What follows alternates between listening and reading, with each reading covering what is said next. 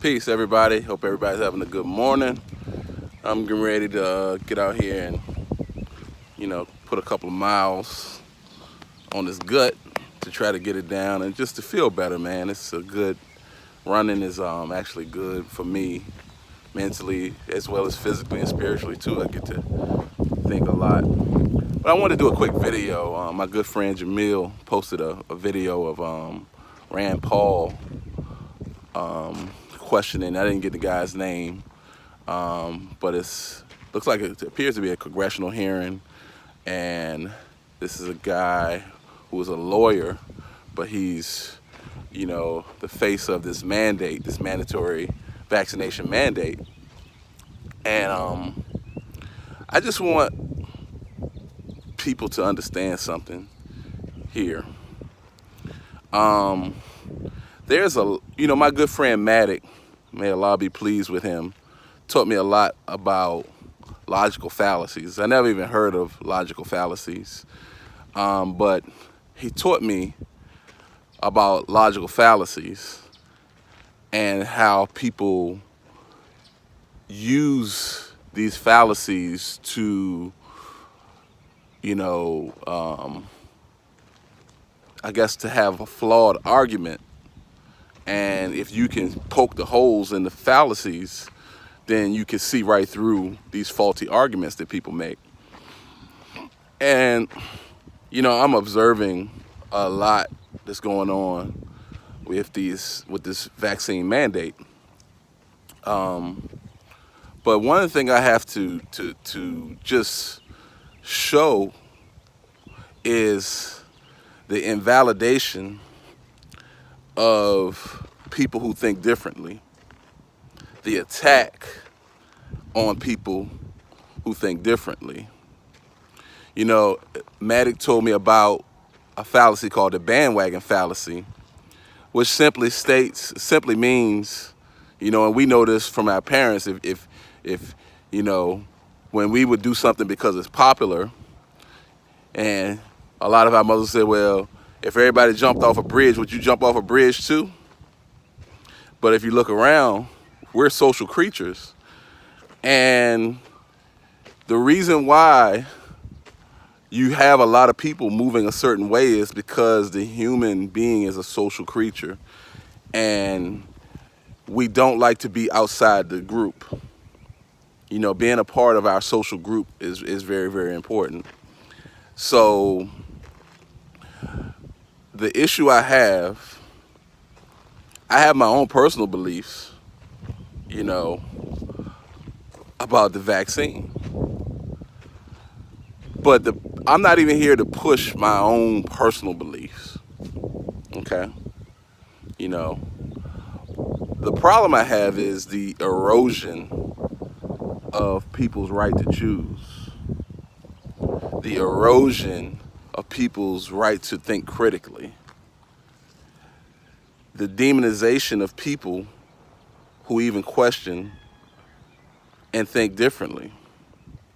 Nobody can answer what are the long-term effects of this vaccination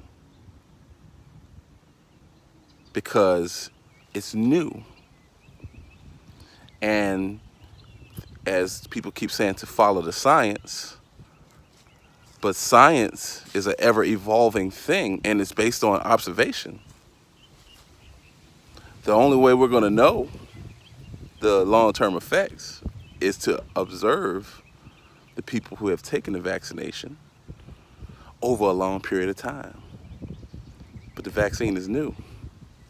So to demonize people who have a concern about this vaccination, to marginalize them, and to make people, these are just some right-wing Trump supporting, this is the way, and I see the way Kyrie Irving is being demonized for having a difference of opinion. I see the way they jumped on Nicki Minaj. But the problem I have is not the people who are jumping on them, But those of us who are just sitting back, and because we're with the majority, we don't have a problem with it. See, people talk a lot of crap, right? But, and this is not even for a religious point of view, but just look at the Bible. It wasn't a lot of people in there that really stood up, you know. The Holy Quran doesn't have a lot of prophets in there. They're minorities. They're the ones who went against the popular thought and stood on what's right. But the majority of people conformed. In the life of Jesus, you know, when it came down to it, and he came down, even his disciples ran away. So don't take the masses going along with something as it means it's right.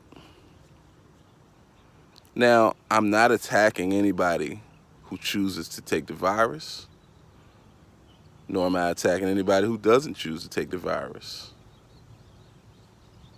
What I'm saying is, what happened to your right to choose?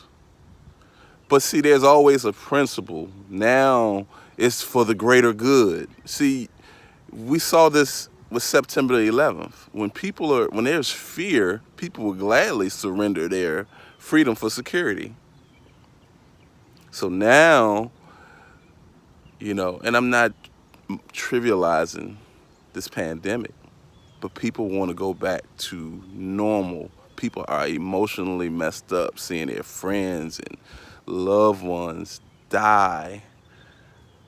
And of course, if you're emotionally affected by this, it's easy to override people's rights.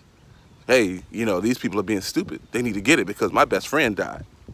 This is the thinking that's going on. But we should have a right to choose, especially if we don't know the long-term effects of it. Don't tell me about following the science. Don't tell me as a black man in America, because this was written in print that black people were inferior. So don't tell me because something is written and endorsed by, you know, institutions that it automatically makes it right, especially when people have an agenda. Don't tell me when money is on the line and companies are making billions of dollars that that's not a factor in the reason why this is being pushed. Can we even question that? Can we even look into that? Or we're just rolling with it because we're scared and we want things to go back to normal? Are we just gonna sit back and watch people? I thought the beauty of the democracy is that you can have opposing views. I thought we looked down on fascism. I thought we looked down on dictatorships because you can't have a dissenting thought. But now, people are being forced to put something in their bodies that nobody knows the long-term effects of it. Just something to think about. Love y'all. Have a good day. Peace.